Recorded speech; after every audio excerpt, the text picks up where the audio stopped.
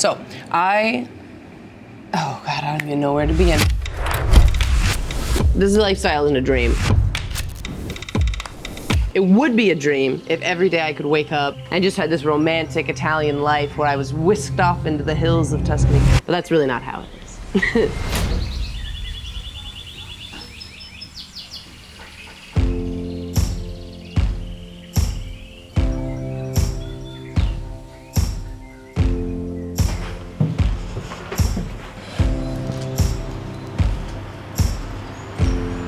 This is just like a quiet little neighborhood.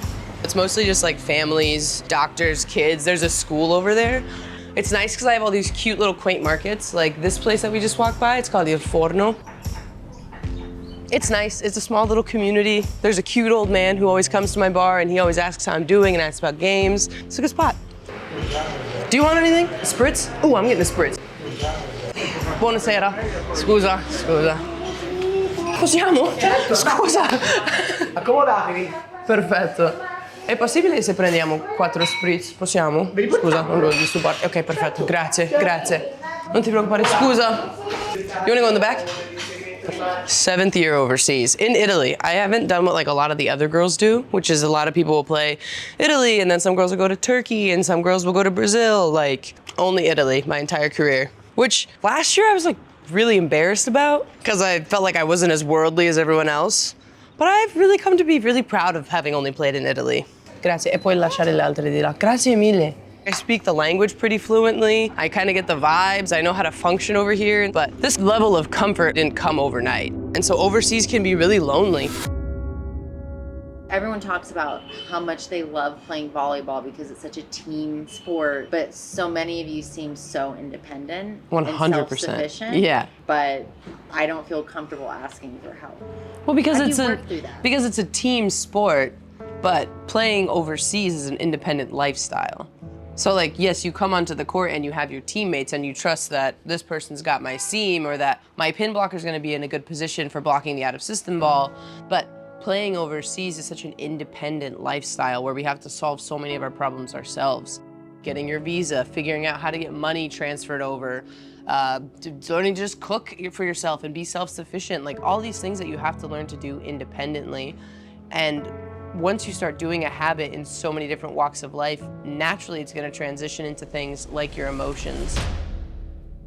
I don't like talking to my teammates about harder emotions. I don't wanna burden them because I recognize and I see like what we do is already so hard. We already have to be so self-sufficient. I'm not just gonna dump my problems onto you now so that adds to your long list of issues. So like we usually try to solve things ourselves because one, we see what other people are having to struggle with, and two, we've done so much on our own. It's just ingrained in the habit of, okay, I have to figure this out for myself.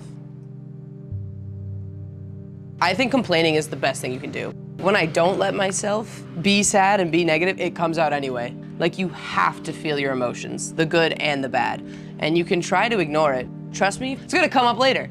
Like it comes out. If you push your emotions down and you push them away, there's no keeping them there. They will eventually boil over. Like you think you're doing what's right by trying to be strong and trying to be that light and taking on that burden of, okay, I have to be high energy, but when you're in this line of work, sometimes that can be a hindrance more than it can be helpful.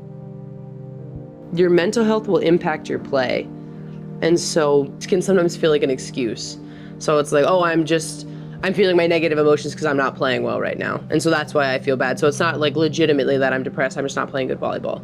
But it's crazy how those two things often go hand in hand. How sometimes when you're not in it mentally, your volleyball is impacted. And it doesn't matter how much you try to improve on the court physically, if your brain and heart isn't in it, you're not gonna get any better on the volleyball court.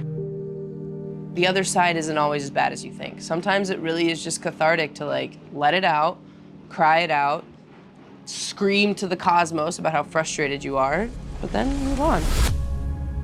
When you think of the word sacrifice, you think of like kind of this heartbreak, this ache, this sadness, and that comes in moments. There are moments where I feel that. I wish I could just be home and be with my mom, or I wish I could just be home and be able to have dinner with my family, or those things. But I've also just recognized that this is what I do. This is the dream that I've chosen to pursue, and that's what kind of comes with that territory. It would just be nice to be in America because my family could come and it wouldn't cost us an arm and a leg for them to fly out. And they could come more frequently. So it wouldn't be like in Italy where I only get to see them for a week, 10 days, and then they're gone and I'm alone again for another 4 months. Like being able to just stay in the States, just to have my family be able to support the professional side of pro volleyball on a more frequent basis would just be such a cool gift. This experience of playing professionally, but I get to do that in the States. I know that sounds so basic, like the most basic breakdown, but like I get to just do my job and continue to pursue the game that I love and just continuing to foster this community. Like we've done so much on the club circuit and I want so badly to like be a visible role model for club girls. When I was growing up, I barely even knew college athletes, let alone professional athletes. And now hopefully there'll be more visibility so club girls can see, I want to be the next so-and-so. Like basketball players say it all the time, I'm gonna be the next LeBron James. I want to be the next Michael Jordan. They have these role models that are right in front of their faces, and I would love to be a role model like that. Just right in front of your face, right here, stateside. I'm just excited to go for this courageously and fearlessly, and to just see what happens.